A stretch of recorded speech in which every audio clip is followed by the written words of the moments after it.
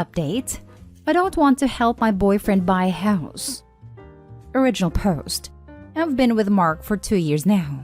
When we got into a relationship, we discussed what we wanted: marriage, kids. But we haven't really talked about taking the next step yet. Mark's dream has been to own his own house. He has been saving up for it, but because we live in a medium to high cost of living city, it's not going as fast as he'd have liked. Yesterday, he asked me if I would consider covering rent and utilities for a year while he aggressively saves. Frankly, I'm not 100% on board, and I told him. I asked him if he has thought about marriage. He said that it might be too soon, and I agree, but that he definitely loved me and saw a future with me. I asked him if the house would completely be his own or if we'd buy it together. I decided it would completely be his own because we aren't married yet, and buying a house together would be risky. I asked him if he'd pay me back his share, and he said eventually. I have inherited a house from my grandmother in a high cost of living city, which I'm currently renting out.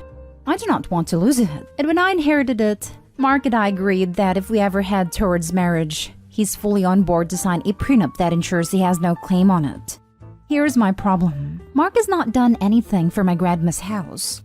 Neither have I. The house was in perfect condition. I rented it out within months of finalizing the inheritance. But he literally has no reason to stake a claim. But by covering rent plus utilities, I will be providing monetary assistance to him, and if we break up, I'd have lost quite a bit of money for seemingly no reason. In a way, I'd feel entitled to a part of his house. Is this a selfish way to think? I love him, but I don't want to assume this risk, especially because our future together is not clear. I asked him if he'd consider moving in with his parents, and I'll find a roommate, temporarily for a year so he could save up the money. This way, I wouldn't have to spend more than I need to. He'd achieve his goal and we can still continue our relationship. But he said I was being incredibly selfish and untrustworthy because it would be our home, just not on paper. That I clearly didn't see a future with him. And now he's not talking to me. A part of me feels like this relationship is doomed. Is there a way to salvage this? Now for the top advice before reading the update. So he wants to buy a house with your money in part, but you don't get to own any of it? That makes no sense. How about you split the rent and you each save the other half so that you have enough money to put a down payment on a house together if you are ever ready to do it? Assuming you still want a relationship with a selfish kind of guy. Oh hell no. That's such a prick thing to ask of you. He sounds like a loser. I'm sorry. Yikes. If you help pay for it, absolutely get your name on it. That seems like a huge red flag and manipulation. Especially him calling you selfish for wanting part of what you're helping to pay for. If he plans on paying you back, then just say you'll take your name off when he pays you back. Simple as that. Yep, dude knows exactly what he's doing here. You're right, he does sound hell of a manipulative. He straight up asked Opie to gift him thousands of dollars while disguising it as you cover for me. How much more does he need to save? A year's worth of rent is what? $12,000? He's going to owe you at least 12 grand and likely wouldn't be able to repay that very quickly considering he couldn't save that unless you covered his rent for a year. 12 grand is also not going to put a very significant dent in any down payment amounts. No offense. Since you already discussed prenups, if you do decide to go through with this agreement, get a lawyer and have them write a contract. State in the contract that you covered X dollars of rent and that is obligated to pay you back, or that you get that equity stake in the property, etc. And now for the update. Thank you to everyone who commented on the post. It made me realize that I was not being unreasonable at all. After a few days, I proposed the following to Mark. I'd front him the money instead of paying for his rent for 12 plus months he needed for the down payment on his house. He'd calculate what percent that money would be of the total cost of the house. The houses he was considering were in the $500,000 range. I would own that percent of the house. Not 50-50 or anything, just the percent I paid for. If he pays me back within a year, without any interest, I'd remove my name from the deed and he'd own his house completely. If he doesn't pay me back within the year, he'd have to pay me whatever my percent was worth a year down the line, if he intended on owning the house fully. Otherwise, I was happy to have a 10% claim on the house forever. So basically, if I fronted him $50,000 for a $500,000 house, I'd own 10%. I would charge him no interest for the first year. However, if he doesn't pay me back, then he'd need to pay me 10% of whatever the house was worth the next year. So if the house is $600,000, he'd owe me $60,000 and so on. To be honest, this isn't that great a deal, because real estate prices are nuts right now and are increasing pretty dramatically. So this is literally worse than taking out a loan. I proposed this in the hopes that he declined and we just have to go back to never having discussed this at all. To my surprise, he immediately agreed and said that he'd get a lawyer to draft an agreement, even though he hadn't finalized the house. Well, okay then. He had it ready in 2 days. He was incredibly pushy about me signing it, but I wanted to review the whole thing with my lawyer, so I didn't care. Turns out, there were some super shady clauses added, with my contribution being termed as a gift and not a loan. I'm not going to go into the details, but my lawyer basically said that this agreement was super problematic and would cause all sorts of issues down the line. He drafted an alternative and sent it to Mark. Mark did not sign it and was adamant that I signed the original agreement and wouldn't tell me why. He got increasingly angry, became kind of violent, which was the first time that I was very surprised/scared, and called me a witch for not trusting him and for reducing our relationship to a transaction. After 2 whole days of this, of emotional manipulation and gaslighting, I decided that I no longer trusted or cared for this man, and there was no way in hell I can continue to be in a relationship with him. So yeah, I'm out of that relationship, y'all, and my money is all mine. All I can feel is peace. Too long didn't read. Mark is now an ex. Your proposed plan was well thought out. My contribution being termed as a gift and not a loan. Wow. So it turns out he was a con man all along. A long con to steal $50,000. Mark is now my ex. Even smarter move. I believe for his mortgage to be approved, he'd need to show the money was a gift and not a loan. If he has another loan listed of $50,000, it's going to change the terms of his mortgage. All in all though, good move not getting involved. It had disaster written all over it. That makes sense. But he could have told her that and explained it and asked if that was okay. But he didn't. He had it hidden in the small print and never mentioned it to her. I guarantee his lawyer would have drawn his attention to that fact. It took her lawyer to spot it. There was a huge chance he'd have used that clause to never repay her. As a banker, I see things, and money and family/friends should never mix. Good on you for protecting yourself. My sister was one of the bank people with a desk, so higher than a teller but not a manager at a branch. And the stories she told? The guy never had any intention of paying you back that $50,000. I wouldn't be surprised if his plan was to string you along with a promise of marriage and milk you for rent money as long as possible. Good on you for seeing through his BS.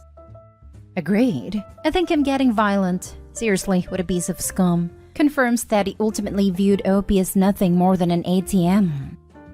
Called me a witch for not trusting him. I can't say this with 100% certainty, but I'm 100% positive every single piss-taking grifter's final words are exactly the same. Translation, how dare you find out and call me out for knowingly trying to rip you off. It really does light up how little shame they have and how manipulative and comfortable they are, acting like a decent person to get what they want from you. Once you translate that line, you get the benefit of a little shudder and ew when you think of that person, so getting over them is easier. Now for the last story. Update. My husband is lying about working late. Original post. I am 32 female. My husband of 5 years is 37 male. Since early 2020, he got a promotion. He told me one of the responsibilities of this promotion was that he had to work until 9:30 p.m. every Friday. He told me it was to oversee the finalization of all the work they had done that week. He told me it wasn't just him, it was also one of his coworkers, Glenn, and some other people. Glenn is in his 60s, and I've met him a handful of times pre-2020, but him and his wife don't go out much. I just happened to run into Glenn's wife at a supermarket. I barely recognized her, but she called out my name first and we began talking. She was saying she was finally beginning to feel comfortable going out again. and how her and Glenn had begun to take cooking classes, so she was at the store getting something for their class tonight. I was confused and asked if Glenn was getting out early tonight. Since my husband never gets out early, he always comes home at 10 p.m. on the dot. She said no, they were going after he came home from work. I was like, wow, you guys are really night owls. She looked confused and was like, well, it's over 7:30, so I asked her what about Glenn working late on Fridays.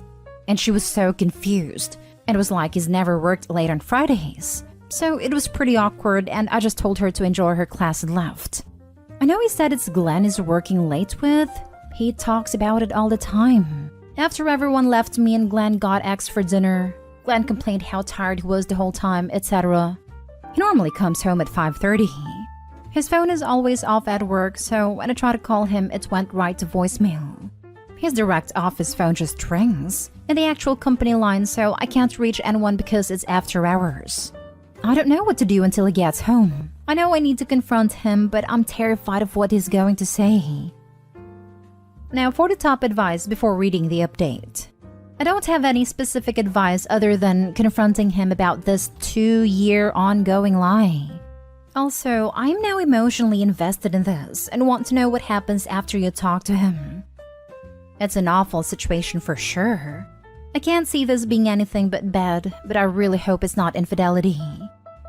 I'd go sit outside his work, see if his car is there for the next few Fridays. If he leaves, follow. Do some investigating. I wanted to surprise you for dinner, but you weren't there. Ask him about his evening at work. Make him seem like all is well. He'll end up mentioning Glenn at some point, but try to avoid asking him about Glenn directly or he could suspect you may know. Once he spun a web of lies about Glenn and him working together, you then tell him that you met Glenn's wife and she told you he's never worked late. Watch him try to lie his way out of that one. And don't give too much info. Let him talk. They generally get uncomfortable with the silence and talk themselves into a hole. This is dumb if she already knows he's lying. Just tell him, so I ran into Glenn's wife and she said he doesn't work late. What have you been doing on Fridays? Don't play stupid games. Be confident, have self-esteem, and communicate. I'm a super patient person, so I would investigate. Go to his work on Fridays, sit at a parking lot, maybe follow if he leaves. I'd take pictures. Dig into financials and calls and anything else you can think of. If anything is going on, I'd compile it all and give it to him with some divorce papers. If you aren't patient, you straight up tell him what happened. I'd probably just tell him I saw Glenn and he said he never works late with you. Don't even believe him when he says it's another Glenn. Pack your things and go until he decides to tell you the truth. Maybe it isn't something as bad as you think. Maybe he's taking some classes or something. Either way, you have got to find out, and then let us know what happened. And now for the update. Good day.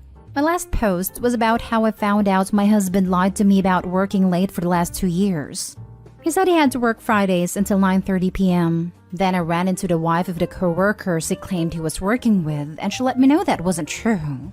I confronted my husband when he got home at 10 p.m. on the dot on Friday. I told him I knew he was lying about working late. He tried to deny it until I told him I had spoken to Glenn's wife. He then tried to say Glenn had stopped working late recently, but then I let him know that Glenn's wife told me he had never worked late. Eventually, I found out he was cheating on me with a woman down the street from us.